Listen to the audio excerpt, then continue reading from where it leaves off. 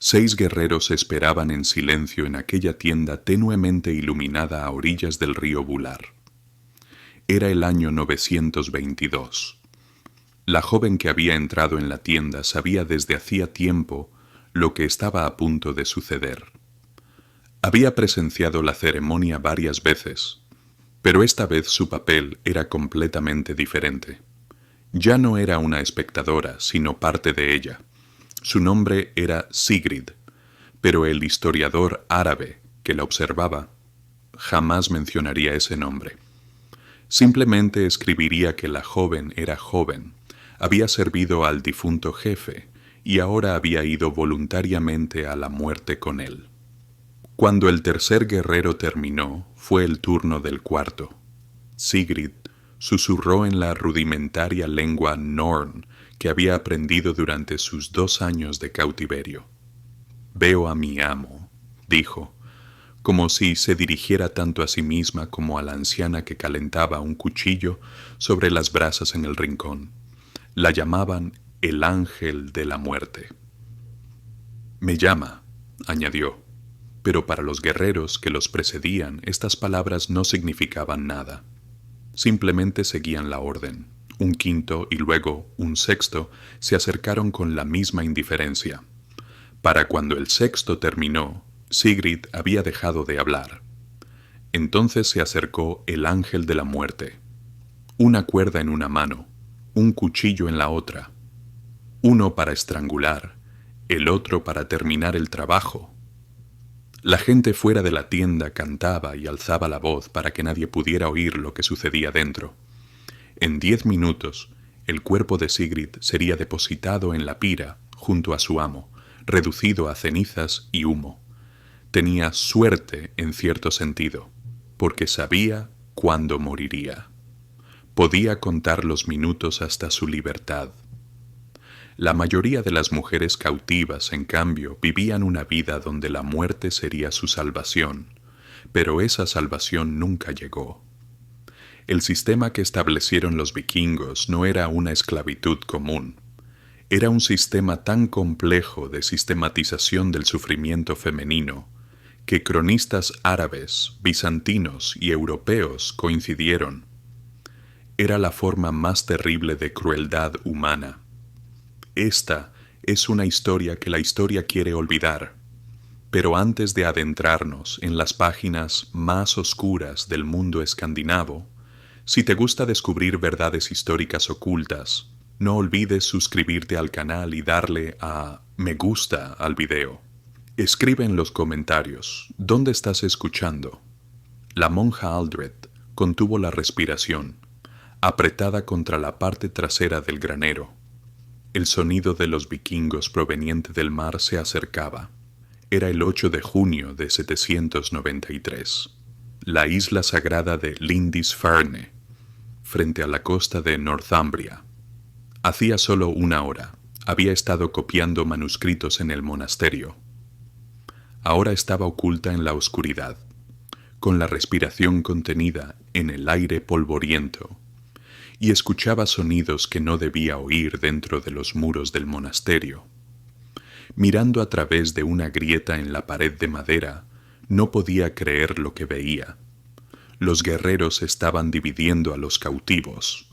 Su amiga Bridget era conducida por el cabello hacia la orilla.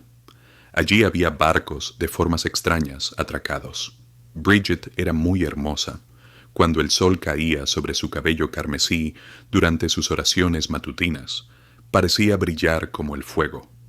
Pero ahora esa belleza se había convertido en su perdición. Los vikingos separaban a las mujeres, como un campesino separa a su ganado, silenciosamente, con precisión y sin piedad. Las mujeres jóvenes y hermosas fueron separadas a un lado, las ancianas pero fuertes a otro. Para las ancianas y enfermas la misericordia duró poco. Fueron asesinadas rápidamente y sus cuerpos quedaron abandonados donde estaban. Una mano se movió entre el trigo, sus dedos se atraparon en el brazo de Sigrid. Cuando la sacaron de la oscuridad, vio a un guerrero de ojos azules que olía a sal y sangre. El guerrero pronunció unas palabras en su propio idioma y la empujó hacia las filas de cautivas. La monja Aldred, que había servido a Dios desde los 14 años y había pasado 12 años en oración silenciosa, ahora vería lo que los vikingos les hacían a sus cautivas. El viaje en barco mostró un nuevo significado del sufrimiento. 40 mujeres se ahogaron en un espacio de solo 20. Al principio no había comida, solo se encontraba agua cuando las olas volcaban el barco, golpeando las tablas y dejando gotas saladas. Las mujeres lamían estas tablas húmedas con los labios, tal como cientos de cautivas lo habían hecho antes que ellas. Las mujeres fueron divididas por rango de mérito. En la oscuridad, incluso los guerreros sabían exactamente a quién se le asignaba qué. Ethelde gradualmente reconoció los diferentes tipos de peregrinación de estos viajes, a veces violentos, a veces simplemente curiosos, y a veces con el propósito de repartir el botín. El viaje de Lindisfarne a Noruega duró 11 días. Al quinto día 2 mujeres murieron, arrojadas silenciosamente al mar. Al octavo día, Ethelde dejó de rezar. Dios estaba lejos de esta tumba de madera en el mar. Al llegar a Noruega, la distribución de los cautivos comenzó de inmediato. El líder de la incursión hizo la primera selección. 6 mujeres, incluida Brigi. El resto de los guerreros se turnaron para recibir su parte según su valentía en la batalla. Ethelde fue entregada a un granjero llamado Gunnar. Buscaba manos fuertes para trabajar sus campos. Ethelde vio cómo llevaban a Brígida a la casa del cacique y pensó que tal vez su destino sería más fácil, pero estaba muy equivocada. 20 años después, Ethelde murió en Noruega, con las manos encorvadas por años moliendo grano y la espalda encorvada por las cargas que había llevado. Nunca supo el destino de Brígida, pero había oído rumores de oreja a oreja. Se decía que Brígida vivió en la casa del cacique solo 3 meses, antes de ser vendida a un comerciante. No se había encontrado rastro de ella desde entonces. Los mercados vikingos de esclavos eran tan vastos que mujeres desde Islandia hasta Constantinopla se perdían allí. La incursión de Lindisfarne no fue el final. Al contrario, fue el comienzo de una serie de incursiones que cambiarían el norte de Europa durante los siguientes 3 siglos. Cada aldea, cada monasterio vivía con el mismo miedo. Cada mañana, un barco avistado en el mar significaba el fin de la vida humana de una mujer. Pero Brígida era hermosa, y en el cautiverio vikingo la belleza a veces era una maldición peor que la muerte. Tras un ataque a una aldea en Francia, Ragnar de Mirel atravesó una hilera de mujeres capturadas. Sus guerreros las habían separado por edad y salud. 200 mujeres estaban arrodilladas en el barro, mientras el humo se elevaba de las casas en llamas tras ellas. Ragnar alzó su bastón a la luz, examinando sus rostros y determinando su valor. Dividió a las mujeres en 3 grupos. El primero, mujeres aptas para el trabajo, aquellas de edad avanzada con las marcas del trabajo duro. Trabajarían en el campo, se encargarían de las tareas domésticas y servirían hasta el agotamiento. El segundo, mujeres jóvenes capaces de tener hijos. Sus hijos serían automáticamente considerados esclavos. El tercero, mujeres hermosas, nobles y muy jóvenes, para fines especiales. María tenía 30 años. Había visto cómo mataban a su marido en la puerta de su casa. Entró en el grupo de las mujeres trabajadoras. Su cuerpo era fuerte, sus manos estaban acostumbradas al trabajo. Las jornadas de 16 horas la agotarían, y después de 8 años su cuerpo se detendría. Isabela tenía 16 años, hija de un noble menor. El intento de resistencia de su padre había fracasado. La incluyeron en el grupo de las mujeres con hijos. Solo un mes después comprendería lo que esto significaba, y un año después daría a luz a un hijo que ni siquiera conocía el nombre de su padre.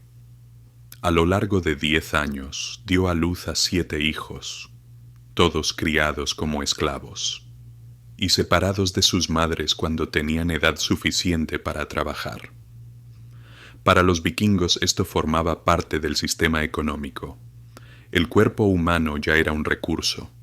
Una joven llamada Marguerite era inusual. Su belleza no se desvanecía ni siquiera en la tierra. Tenía 20 años, pero su mirada era la de alguien que conocía el mundo desde hacía mucho tiempo. Fue clasificada como una persona especial. A partir de ese momento, su destino fue completamente diferente al de los demás. Mientras que Marie e Isabel fueron retenidas para ser utilizadas en el trabajo rural, Marguerite fue mantenida en mejores condiciones. Se le enseñó a hablar diferentes idiomas. Fue criada como una mercancía lista para la venta. Los vikingos no elegían a las mujeres al azar. En cada incursión evaluaban deliberadamente la vida de alguien, juzgando su valor por su cuerpo. Esto no era solo violencia, era una cosecha humana planificada. Las mujeres francas eran vendidas a un alto precio en Irlanda. Las mujeres irlandesas eran las más valoradas en Islandia y las eslavas en los mercados bizantinos. Las mujeres con habilidades para tejer eran 3 veces más caras. Quienes sabían leer y escribir eran vendidas especialmente en casas nobles. Las mujeres con conocimientos de medicina y hierbas eran consideradas más útiles, tanto para sus dueños como para sí mismas. Marie comprendió su destino desde el primer día. Permanecería años entre las piedras del molino, repitiendo los mismos movimientos a diario. Manos ensangrentadas, espalda encorvada, alma cansada. La mujer por la que fue reemplazada había muerto el día anterior. Isabel había sido elegida para procrear. No le quedaban oraciones, ni libertad, ni compasión. Solo obediencia y un acuerdo tácito. Marguerite, en cambio, era inspeccionada por nuevos comerciantes cada día. Su cabello, postura y mirada se ajustaban para el mercado. Todos sabían que ya no era una persona, sino un ser con un precio. Y en este mundo, la vida no se medía en años. La vida era solo una pregunta. ¿Cuántas veces fracasarás y podrás volver a levantarte? Los movimientos de las mujeres no eran aleatorios. Si se quedaban demasiado tiempo, se relacionaban entre sí. Esto representaba un peligro para los vikingos. Así que las mantenían en constante movimiento, para que nunca se sintieran integradas, nunca se sintieran en casa en ningún lugar. En una de las chozas malolientes, una mujer dio a luz sobre paja vieja. Si el bebé sobrevivía, se convertiría en esclavo. Pero la mayoría no lo hacía. La madre era llevada de vuelta al mercado tan solo 3 días después. Por haber dado a luz, se la consideraba fértil, es decir, una mujer fértil, lo que aumentaba su valor. Una mujer franca llamada Elisand intentó comprar su libertad. Les dijo dónde su familia había escondido oro, pero la engañaron y la vendieron de nuevo. Para una esclava, conceptos como negociación, honor y promesa carecían de significado. Cada edad y situación tenía su propio precio. Una mujer joven y virgen costaba 20 marcos. Si la misma mujer había perdido la virginidad, el precio era de 12 marcos. Mayores de 25 años, 8 marcos. Mayores de 35, 4 marcos. Pero una mujer embarazada costaba 15 marcos, porque llevaba capital adicional. Las habilidades duplicaban el precio. Una mujer que sabía escribir manuscritos se vendía por 30 marcos. Una que sabía medicina por 40 marcos. Y una mujer con talento musical se vendía por el doble. Durante la temporada de comercio llegaban 3 barcos llenos de mujeres cada semana. Se las recogía en las incursiones y se transportaban para su venta. Era un comercio sistemático y calculado. Los vikingos crearon la red de esclavos más extensa de la Edad Media. En una ocasión, de 30 mujeres llevadas de Francia a Islandia, 2 fueron arrojadas por la borda, encontrando la libertad en la muerte. 5 murieron en el viaje. Las 23 restantes fueron distribuidas por orden. Algunas fueron elegidas para reproducirse, otras para trabajar y otras para ser el orgullo de su dueña. La hija pequeña de una de esas mujeres vio a su madre arrojada al mar. Crecería en Islandia, tendría hijos, pero el concepto de libertad jamás se acercaría. Las estaciones gobernaban el mercado de esclavos, nuevos esclavos en primavera, las mejores ventas en verano, las ofertas de última hora en otoño y los precios bajos en invierno. Para las mujeres vendidas en Islandia era una jaula con un océano infinito. La huida terminaba congeladas. En una asamblea general en Islandia en el año 970, un orador se subió a una piedra y leyó la ley. Una esclava es propiedad completa de su dueña. Su cuerpo, sus hijos, su vida, todo le pertenece. No puede testificar, no puede poseer propiedades, no tiene derechos. Esto no era solo un dicho. Era la realidad cotidiana de miles de mujeres. Respiraban, pero desde una perspectiva legal, solo estaban moviendo bienes.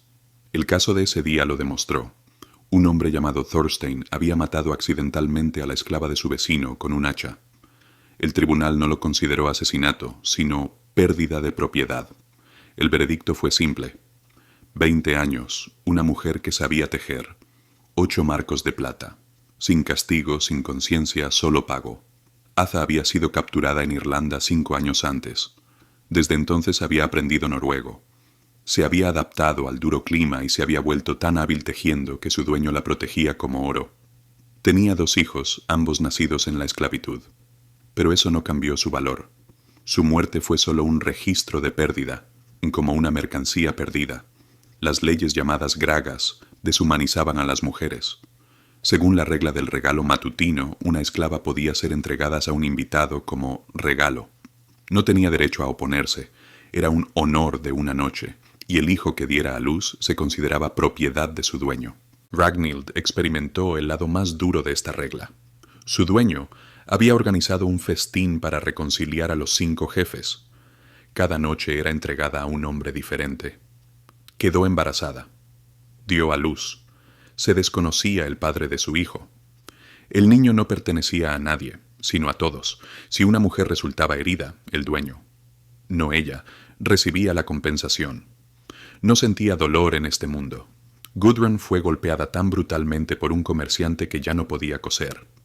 El dueño recibió 3 marcos de plata. Sobrevivió, pero su vida terminó en su interior. La libertad no venía del nacimiento. La ley decía: el hijo de un esclavo nace esclavo.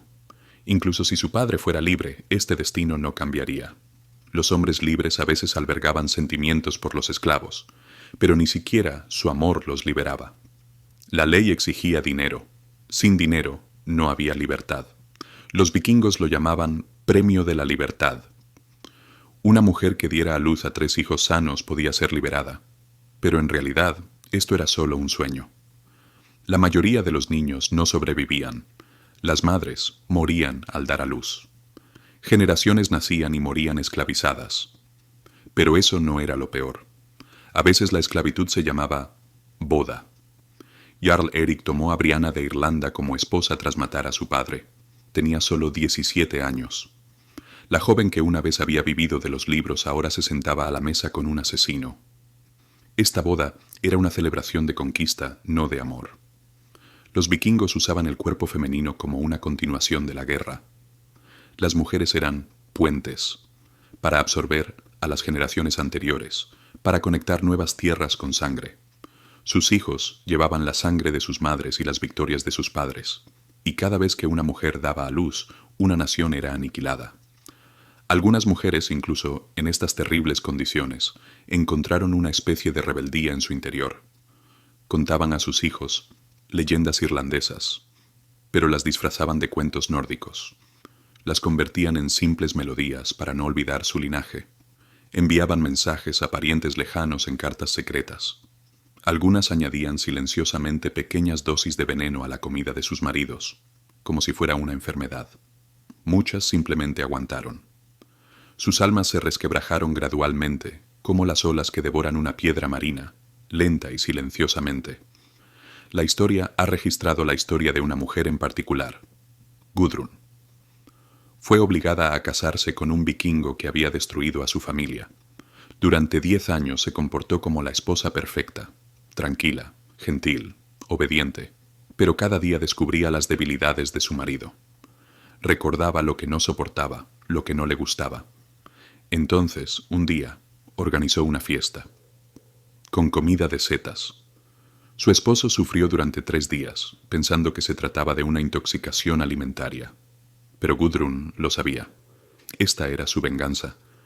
Pero también comprendió que la muerte de su esposo no significaba la libertad, porque la ley arrebataba a una mujer de un hombre y se la entregaba a otro. Aunque una mujer quisiera, no podía huir. El sistema no lo permitía. Estos matrimonios forzados han dejado su huella incluso después de miles de años. Estudios genéticos realizados en Islandia muestran que las raíces de los hombres provienen de Noruega, pero la sangre de las mujeres se dirige principalmente a Irlanda y Escocia. Este es el rastro silencioso de miles de mujeres. Sus cuerpos se convirtieron en fortalezas genéticas de los vikingos. Para algunos, la muerte era libertad. Otros se enfrentaban a destinos tan terribles que ni siquiera se consideraba la salvación.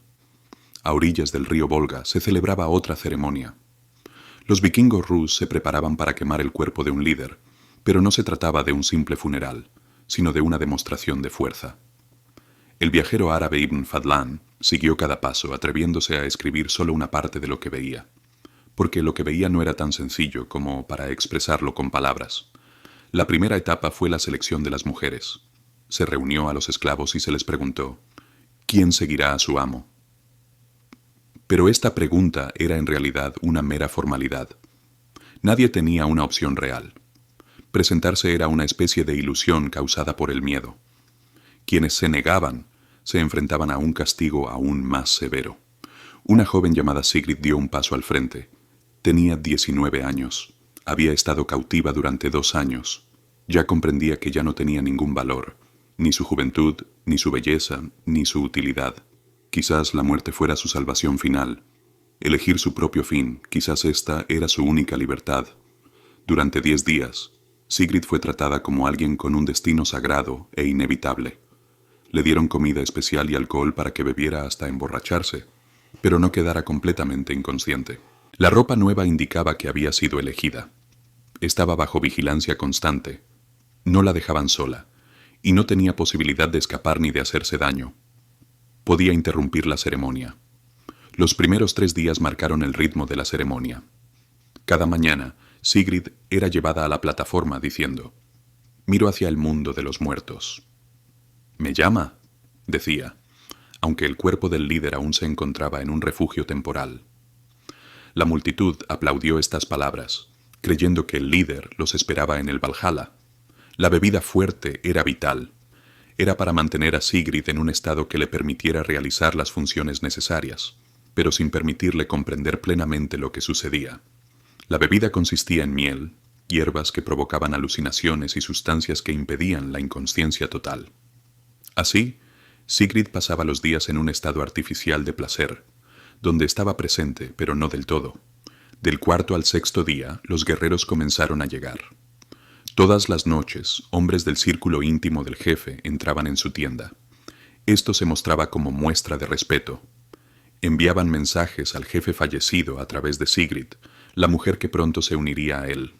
Ibn Fadlan habla de las canciones que acompañaban las peregrinaciones, cuyo volumen era tan alto que ahogaba otros sonidos. 6 guerreros asistieron durante 3 noches, pero guarda silencio deliberadamente sobre los detalles. Lo que quiere decir es claro al compararlo con otras fuentes. El cronista bizantino Constantino Phirogenitus escribe que, en ceremonias similares, una mujer actuaba como intermediaria entre los vivos y los muertos. El cronista franco Adam von Bremen habla de ceremonias vergonzosas en Suecia antes de la muerte de una mujer. Del 7.º al 9.º día comenzaron los preparativos físicos. El barco funerario fue arrastrado a tierra y cargado con los objetos que el líder necesitaría en el inframundo: armas, oro, caballos, perros y el cuerpo. Se montó una tienda en el barco. Allí se celebraría la ceremonia final. Sigrid lo observaba todo. Cada nueva adición acercaba su muerte. Al 7.º día apareció una anciana llamada el Ángel de la Muerte. Era una mujer grande y fuerte que parecía haber experimentado muchas ceremonias. Esta mujer sería quien aseguraría la muerte de Sigrid. Preparó una cuerda, un cuchillo y hierbas para ocultar su olor. Su presencia indicaba que la ceremonia era inevitable. Al 9º día Sigrid ensayó. Le mostraron dónde pararse, qué decir y cómo dirigir la ceremonia. Practicó beber de la copa ceremonial y repitió sus últimas palabras. Le mostraron la tienda, donde se celebrarían los ritos finales. Todo estaba planeado con antelación para que la ceremonia transcurriera sin contratiempos. Había llegado el último día. Miles de personas se habían reunido desde la mañana para presenciar la magnífica muerte del jefe. Sigrid vestía sus mejores galas, los brazaletes de oro que marcaban su elección, la túnica y la vestimenta del jefe. La subieron al barco y realizó el ritual. Bebió 3 copas. La primera estaba dedicada a sus padres, la segunda a sus parientes fallecidos y la tercera a su jefe. La mezcla se aumentaba con cada copa.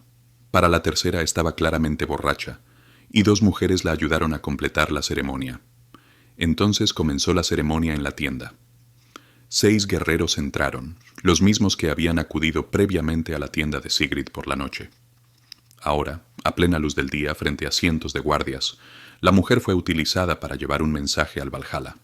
Ibn Fadlan escribe que cada hombre, al salir, le contó a su líder lo que había hecho por amor. Cuando emergió el 6º guerrero, llegó el ángel de la muerte con una cuerda y un cuchillo. Era imposible ver lo que sucedía dentro de la tienda, pero sus sombras eran visibles. 2 mujeres la sujetaron de las manos, 2 hombres de los pies. El ángel de la muerte le puso la cuerda alrededor del cuello, mientras que el otro hombre la sujetó con fuerza. La estrangulación duró varios minutos. Se utilizó un cuchillo para asegurar la muerte. El cuerpo de Sigrid fue colocado en el barco junto al líder. Las flechas que salieron disparadas del fuego quemaron las tablas del barco. Poco después, todo el barco ardió en llamas y la multitud vitoreó. Pero Sigrid era una de miles de mujeres.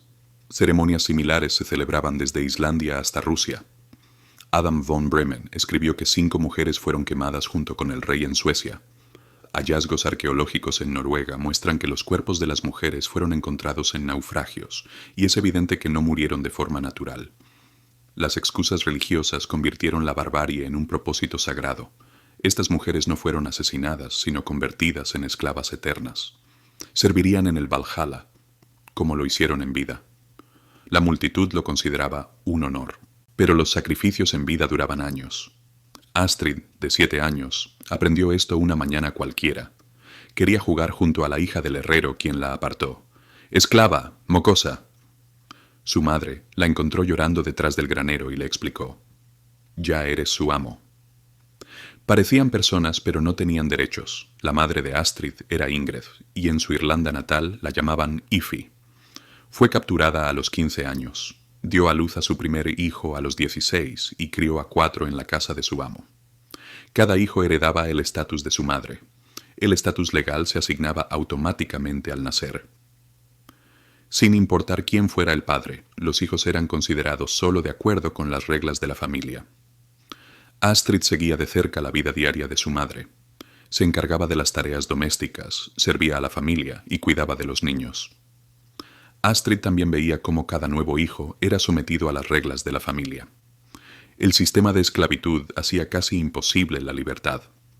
Los hijos de las mujeres también estaban sujetos a ciertas reglas, y esta situación podía continuar durante generaciones.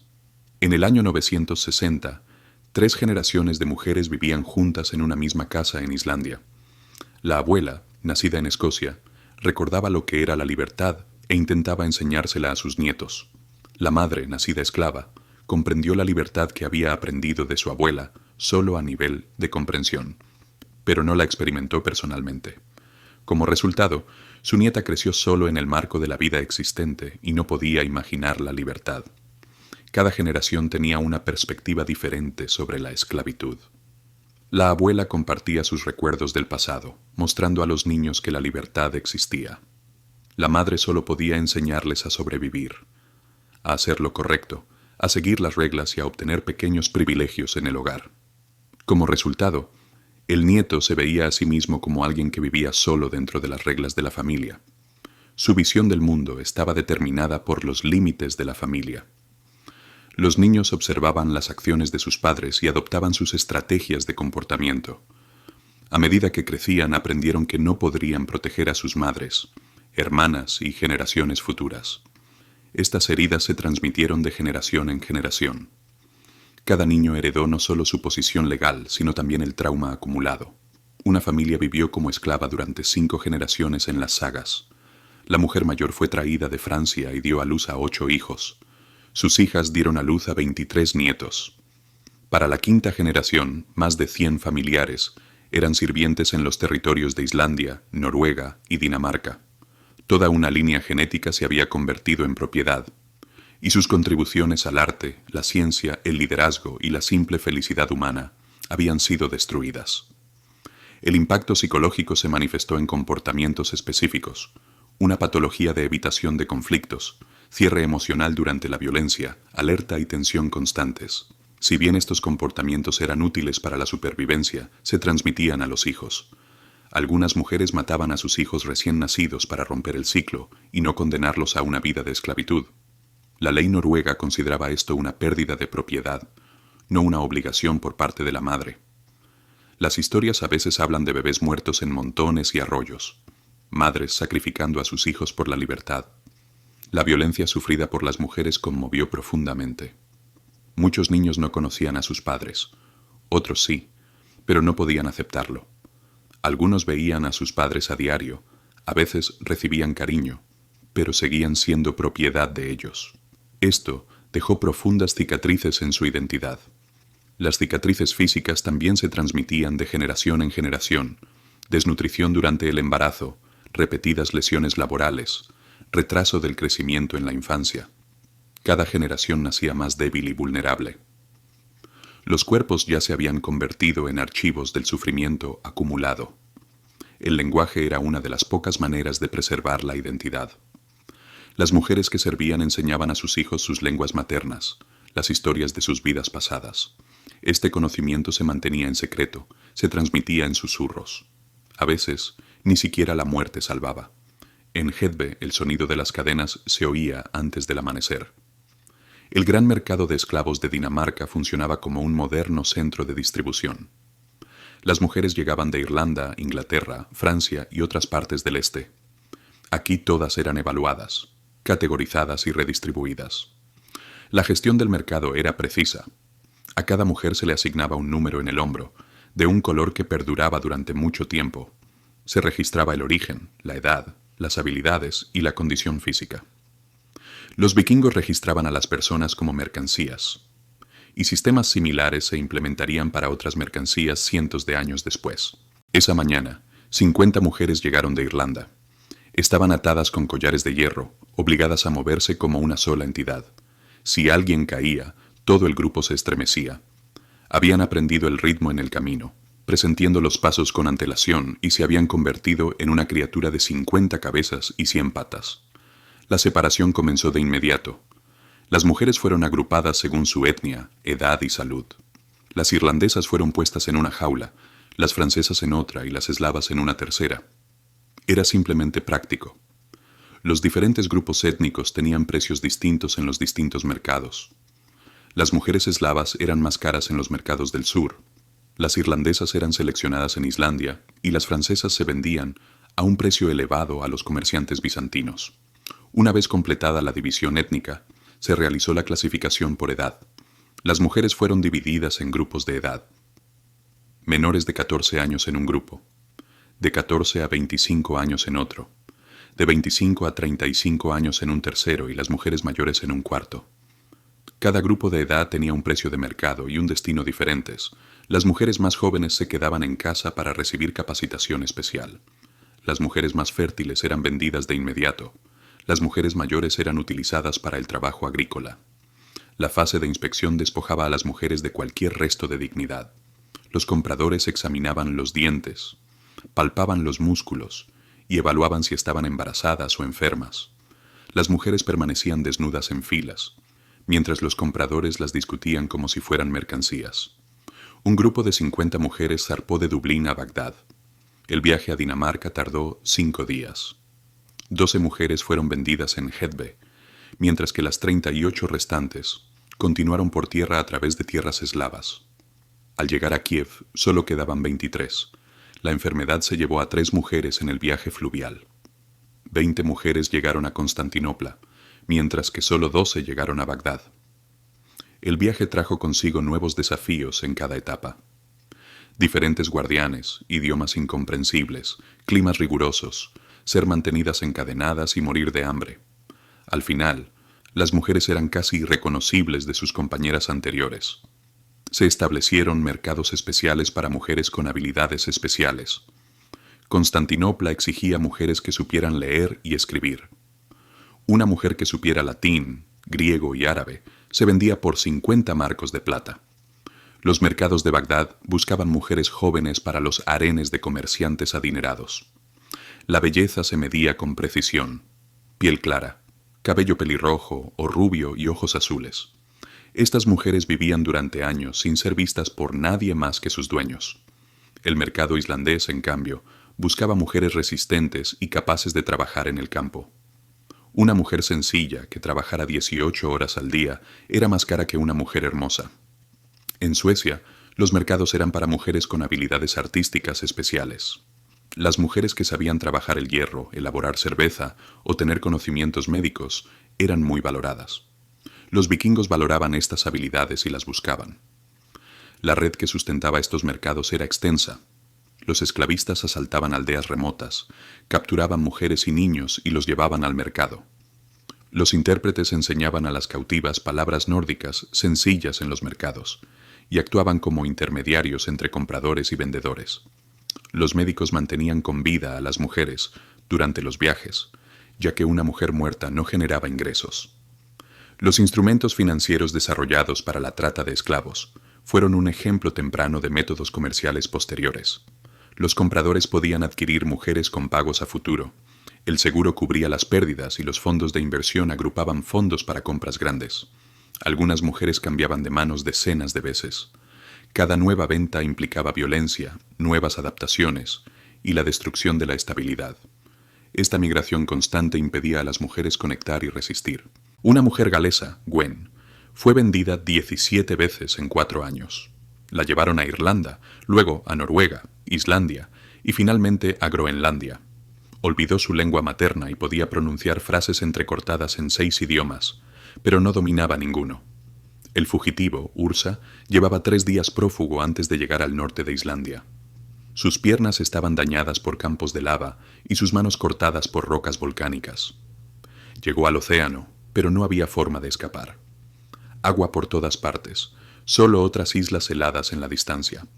Los capturaron 2 días después. La imposibilidad de escapar se comprendió de inmediato. El castigo no fue la muerte, sino una lesión incapacitante. Le cortaron el tendón de Aquiles para que pudiera trabajar, pero no correr. Pasó el resto de su vida arrastrándose, como si hubiera aprendido que escapar era imposible. La presión psicológica sobre los cautivos isleños era única. En tierra firme los cautivos aún podían soñar con escapar, aunque fuera un poco. Pero en las islas, escapar solo significaba la muerte. Cuando Islandia fue colonizada en 874, los cautivos constituían una parte significativa de la población. Los habitantes libres requerían mucha mano de obra para cultivar la tierra volcánica. Entre ellos se encontraban esclavos traídos de Noruega y cautivos de Escocia e Irlanda. Los desiertos volcánicos del interior, los escarpados acantilados de la costa y el mar embravecido dificultaban la huida. En verano, la luz del día era constante, mientras que en invierno, el frío y la oscuridad aumentaban el riesgo de muerte. En el año 912, 23 cautivos planearon una fuga masiva. Robaron 2 barcos pesqueros, pero como no sabían navegar, los barcos fueron encontrados varados en la costa semanas después. Las 23 mujeres murieron en el mar y sus cuerpos nunca fueron encontrados. Algunas terminaron sus vidas saltando a volcanes para evitar ser capturadas de nuevo.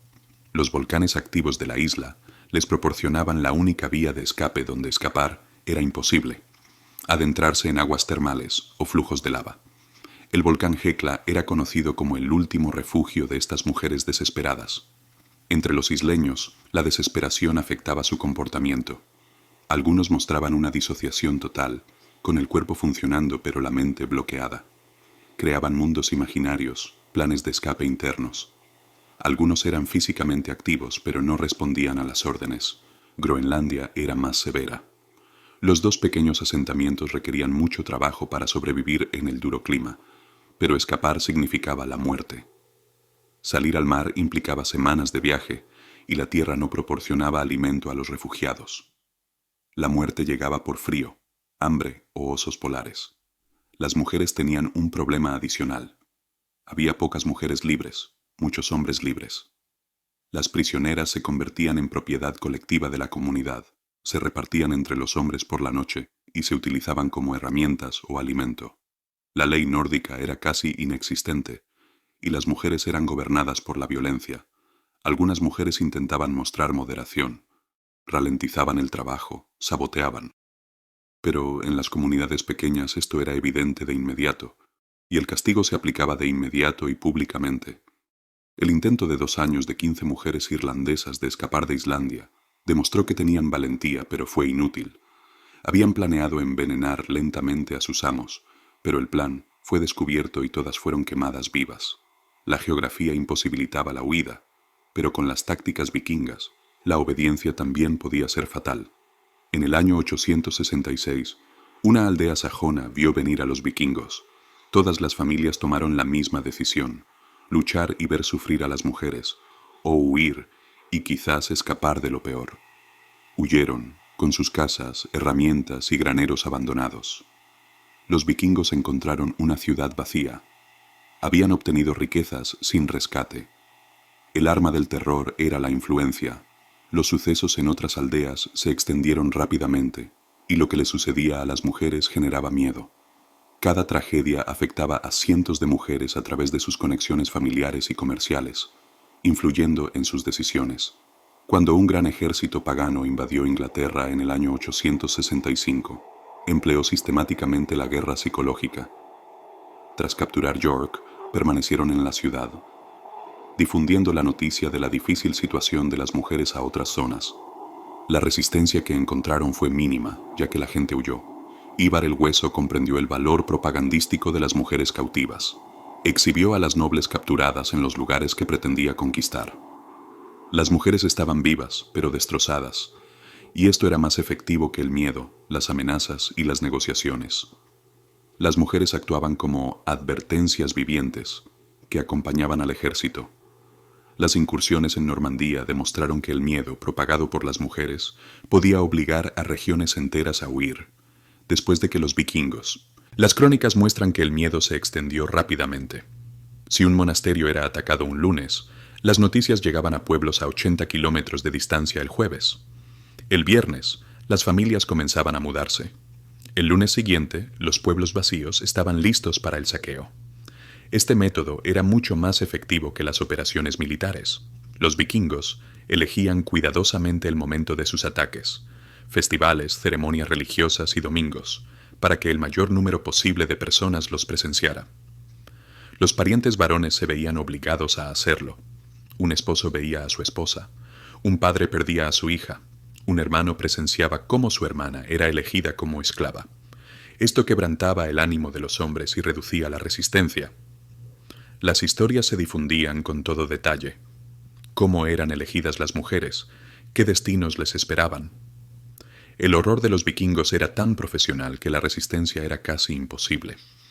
Algunas crónicas sajonas indican que los vikingos liberaban a ciertas mujeres y llevaban noticias a otras aldeas.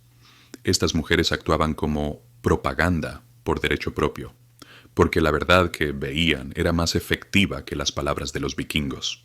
En cada ataque, si una aldea era atacada, otras 3 huían. Si una mujer era tomada prisionera, docenas más huían, temiendo una posible esclavitud. Esto convertía las incursiones vikingas en actos de terror regional. Algunas mujeres sí resistieron, por ejemplo, Deardra. Un envenenamiento nocturno en el salón del Jarl Hakon provocó la muerte de 12 vikingos. Había sido capturada y había servido durante años, pero había causado muerte con su conocimiento. Deirdre solo habló una vez. ¿Están todos muertos? Cuando la respuesta fue sí, sonrió. Esta sonrisa tuvo un mayor impacto en las sobrevivientes que la muerte de las víctimas. Otras mujeres en el mundo vikingo resistieron, envenenándose, incendiándose, mediante infanticidio, filtrando información e incluso resistiéndose físicamente. Muchas perdieron la vida, pero estas acciones amenazaron constantemente el sistema vikingo. Cada acto de resistencia acarreó severos castigos, ejecuciones de águilas sangrientas, ejecuciones masivas y otras medidas. Pero para muchas mujeres, incluso la muerte era mejor que una vida deshonrosa. Su valentía causó constante ansiedad entre sus amos vikingos. Sigrid, por otro lado, terminó su vida heroicamente a orillas del río Volga. Tenía 19 años y había estado cautiva durante años. Su historia simboliza la vida de 500.000 de mujeres. Cada una fue olvidada, capturada, y sus vidas financiaron el éxito de los vikingos.